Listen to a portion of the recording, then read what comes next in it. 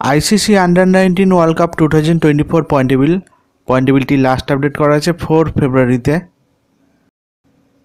Group 1-এ super 6-এ number 1 position আছে ইন্ডিয়া, 4 ম্যাচ খেলে 8 পয়েন্টে। 2 নম্বর আছে পাকিস্তান, 4 ম্যাচ খেলে 8 পয়েন্টে। 3 নম্বর আছে বাংলাদেশ, 4 ম্যাচ খেলে 4 পয়েন্টে। 4 নম্বর আছে আয়ারল্যান্ড, 4 ম্যাচ খেলে 2 পয়েন্টে। 5 নম্বর আছে নিউজিল্যান্ড, 4 ম্যাচ খেলে 2 পয়েন্টে।